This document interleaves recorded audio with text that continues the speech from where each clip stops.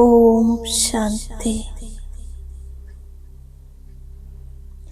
ഞാൻ ബാബയുടെ ഹൃദയ സിംഹാസനധാരിയായി സമീപമിരിക്കുന്ന ആത്മാവാണ്. ഈ വ്യക്തലോകത്തിൻ്റെ സ്മൃതിയിൽ നിന്നും ദൂരെയായി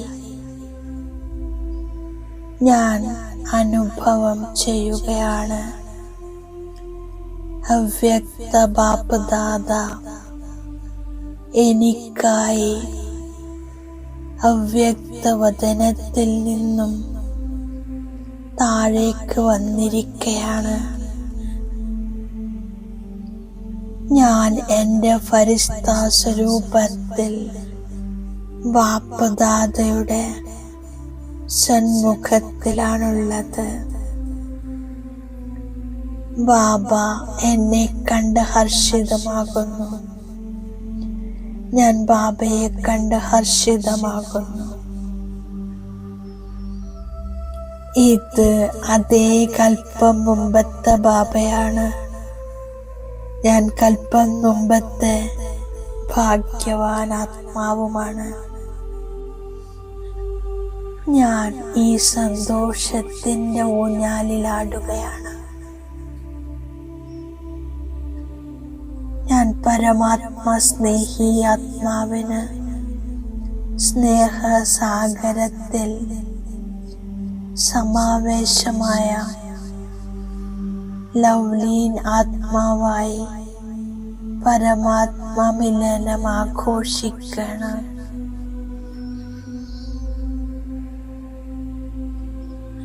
ബാബയുടെ സ്നേഹത്തിൽ സമാവേശമായി ബാപ്പു സമാന സ്ഥിതിയുടെ അനുഭവം ചെയ്യുന്നു. ബാബയ്ക്ക് ഞാൻ ആത്മാവിനോട് അത്രയും സ്നേഹമാണ്. ആ സ്നേഹം എന്നെ തൻ്റെ ഹൃദയ സിംഹാസനത്തിൽ ഇരുത്തിയിരിക്കുന്നു.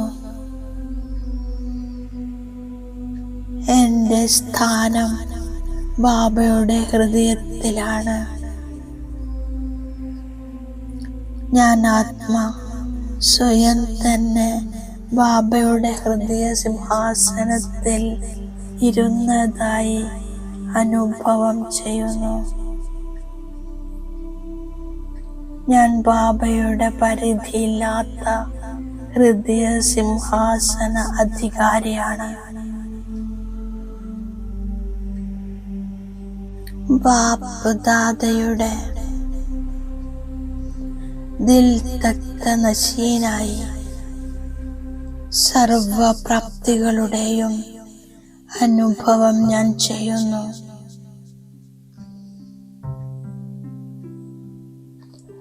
ബാപ്ദാദയുടെ ഹൃദയ സിംഹാസനത്തിൽ ഞാൻ വിശ്രമം കൊള്ളുന്നു.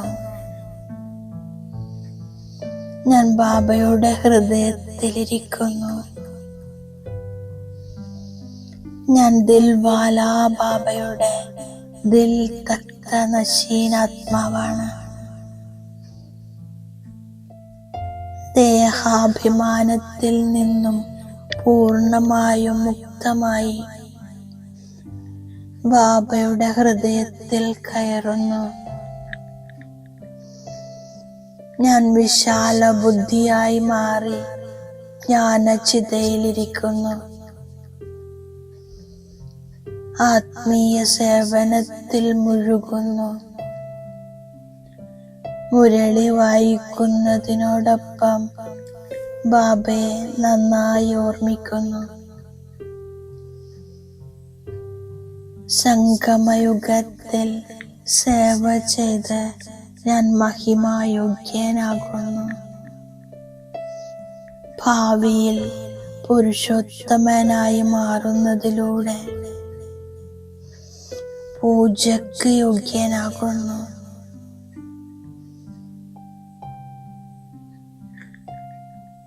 ബാബ ഘോര അന്ധകാരത്തിൽ ഉറങ്ങിക്കിടക്കുന്ന ആത്മാക്കളെ ഉണർത്താനായി എത്തിയിരിക്കുന്നു.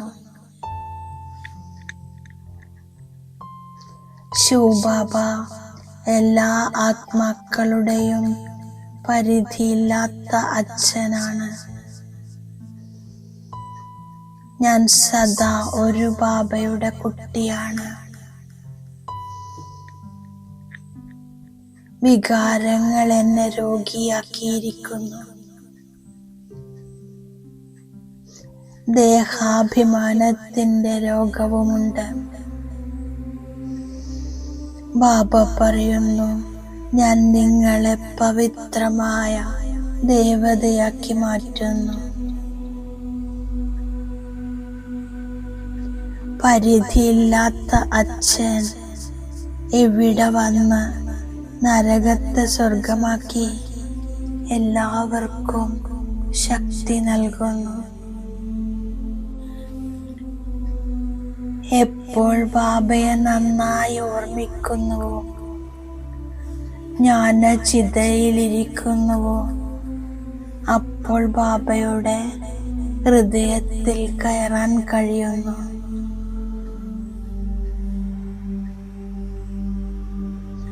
എപ്പോൾ ദേഹാഭിമാനം ഇല്ലാതാകുന്നുവോ, അപ്പോൾ അന്തിമത്തിലാണ് ഹൃദയത്തിൽ കയറുന്നത്. ബാബ എന്നെ ജ്ഞാനവും പഠിപ്പിക്കുന്നു, യോഗവും പഠിപ്പിക്കുന്നു. പിന്നീട് ഇരട്ട കിരീടധാരികളായ ദേവി ദേവതയായി മാറുന്നു. ബാബ മനസ്സിലാക്കി തരുന്നു, കണ്ണുകൾ വളരെ ചതിക്കുന്നു. ഈ യുദ്ധ മൈതാനത്തിൽ അനേകം കൊടുങ്കാറ്റുകൾ വരും. ഒരിക്കലും ഒരു വികർമ്മവും ചെയ്യരുത്. വികാരത്തിന്റെ ഒരു കാര്യവും ചെവിയിലൂടെ കേൾക്കരുത്. ബാബ ആജ്ഞാപിക്കുന്നു, എന്നെ മാത്രം ഓർമ്മിക്കൂ, ദേഹധാരികളെ ഓർമ്മിക്കരുത്. ബാബ പവിത്രമാണ്, വിദേഹിയാണ്. ഞാൻ മാസ്റ്റർ പതിത പാവനനായി എല്ലാവരെയും പാവനമാക്കി മാറ്റാനുള്ള സേവ ചെയ്യുന്നു. ദൈവിക ഗുണങ്ങൾ ധാരണ ചെയ്യുന്നു. ഞാൻ ഓരോ സങ്കല്പത്തെയും കർമ്മത്തെയും ശ്രേഷ്ഠവും സഫലവുമാക്കി മാറ്റുന്നു.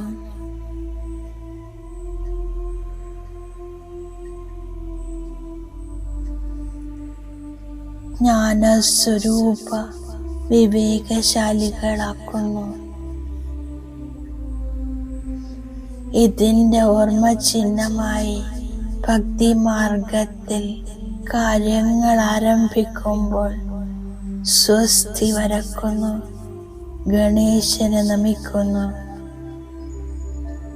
ഗണേശൻ നോളജ് ഫുള്ളാകുന്നതിൻ്റെ സൂചനയാണ്. സ്വസ്തിക സ്വസ്ഥിതിയുടെ സൂചകമാണ്.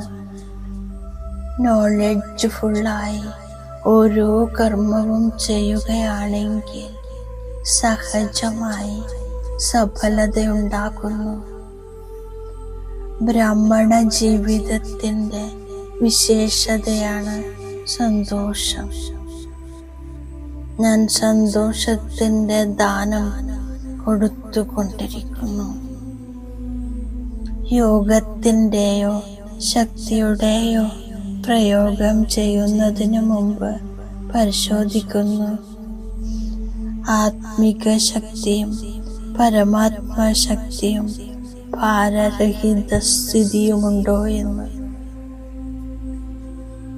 സ്ഥിതിയും സ്വരൂപവും ഡബിൾ ലൈറ്റാണെങ്കിൽ സഫലത സഹജമാകുന്നു. ഓം ശാന്തി.